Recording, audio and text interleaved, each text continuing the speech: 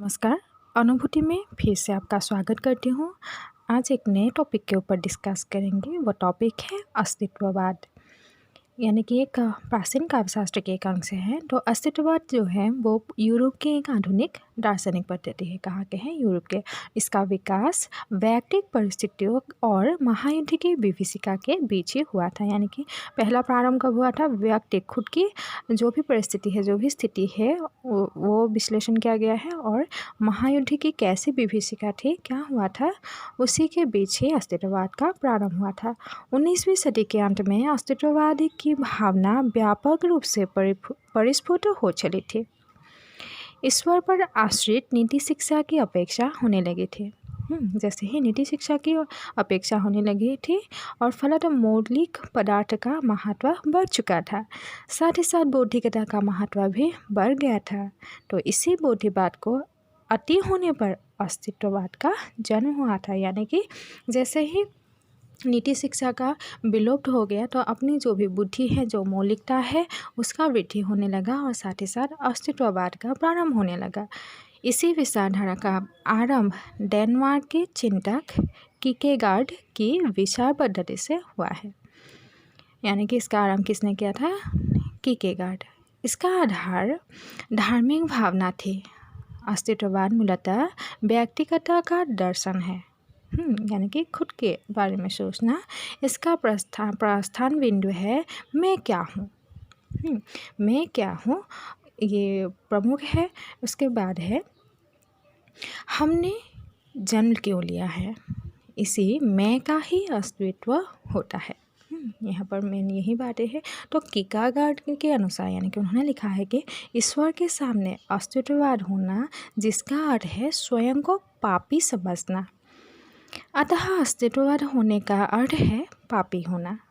इसी प्रकार अस्तित्व पाप भी है और एक उच्च मूल्य संपन्न वस्तु भी है।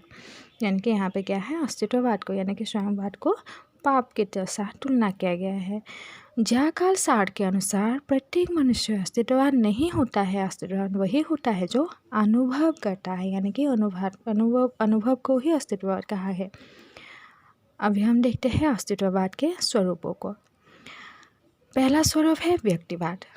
अस्तित्ववाद में व्यक्ति को प्रमुख माना जाता है और समाज गौण माना जाता है। यानी कि मुख्य स्थान व्यक्ति का होता है और समाज का गौण। मानव समाज के लिए जो कुछ करता है केवल व्यक्तिगत धरातल पर ही करते हैं। यानी कि जो समाज के लिए कार्य किए जाते हैं वो खुद के स्वार्थ अनुसार ही करते हैं, परंतु मानव जो भी कार्य करता है उसका प्रभाव संपूर्ण समाज पर पड़ता है। और इसी प्रकार वह अपने कार्य से न केवल स्वयं प्रभावित होता है बल्कि संपूर्ण समाज को भी प्रभावित करता है। यानी क्या है इसमें? व्यक्ति जो है वो सिर्फ अपने बारे में ही नहीं सोचना है, या अपने के लिए जो कार्य करता है उसका प्रभाव क्या है? समाज पर पड़ता है। नेक्स्ट है ईश्वर की भी सत्ता। अस्तित्ववादी ईश्वर की सत्ता में विश्वास नहीं करता और उनका स्पष्ट मत है कि यदि ईश्वर हो तो भी कोई प्रभाव नहीं पड़ता है। मनुष्य स्वयं ही अपना सृष्टा है और वही बनाता है और जो बनाना चाहता है। यानी कि ईश्वर का कोई मोल है, ईश्वर हो या ना हो इससे कोई फर्क नहीं पड़ता है। यानी कि मनुष्य जो स्वयं अपने अनुसार करना चाहता है वही होता है। 3 नंबर पॉइंट है आध्यात्मिकता।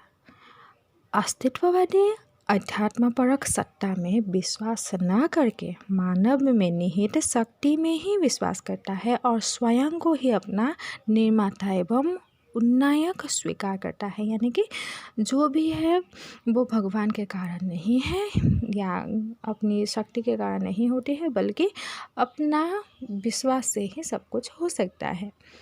4 नंबर पॉइंट है निराशा और वेदना। अस्तित्ववाद निराशा और वेदना को कर्म से संयुक्त करना चाहते हैं। उसके निराशा का कारण आज की भीषण स्वार्थ साधन है। ऐसी स्थिति में वो नियति या पलायन में विश्वास न करके कर्म में ही प्रबल आस्था रखता है। यानी कि क्या है? निराशा और वेदना में जो लोग रहते हैं तो वो क्या होते हैं? अपने स्वार्थ सिद्धि के लिए नया कर्म करने लगते हैं या कोई का पलायन करते हैं। तो उसी निराशा और वेदना को यहाँ प्रस्तुत किया गया है। 5 नंबर पॉइंट है चैनवाद।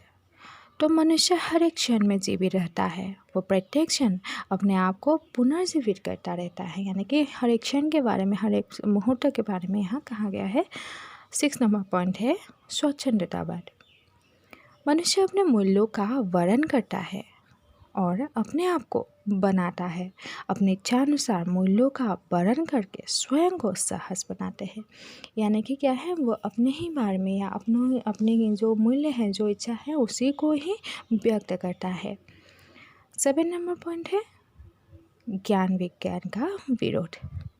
तो अस्तित्ववादी ने कहा है कि विभिन्न प्रकार के सिद्धांत, मत, वाद आदि से झगड़ा होता है।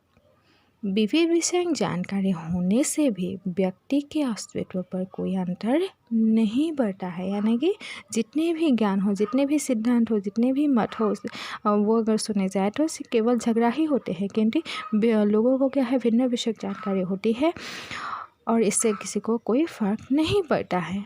8 नंबर पॉइंट है हिंदी कविता। हिंदी काव्य में अस्तित्व का प्रभाव परिलक्षित होता है।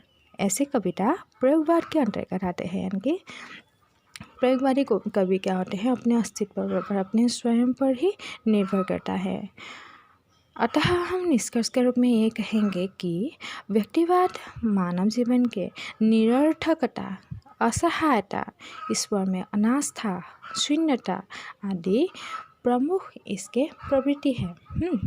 क्या है अस्तित्ववाद? यानी कि खुद की जो स्थिति है उसे के बारे में वर्णन किया जाता है। यानी कि व्यक्ति कैसा है उसके बारे में कहा जाता है, या ईश्वर का कोई यहाँ पे मूल नहीं है, केवल व्यक्ति ही प्रधान है। आध्यात्म ज्ञान की कोई आवश्यकता नहीं है, यहाँ पे केवल जिनकी निराशा और वेदना है रही है उसी का वर्णन होता है। मनुष्य क्षण क्षण का को महत्वपूर्ण किस प्रकार बनाते हैं, किस प्रकार जीते हैं, या अपने बारे में किस प्रकार से सोचते हैं। ज्ञान विज्ञान की, दूसरों के ज्ञान विज्ञान की आवश्यकता नहीं है, खुद की भी ज्ञान के ही महत्व देते हैं। तो यहाँ तक इतना ही है अस्तित्ववाद के प्रमुख स्वरूप। तो आप लोगों को समझ में आए तो बताइएगा। धन्यवाद।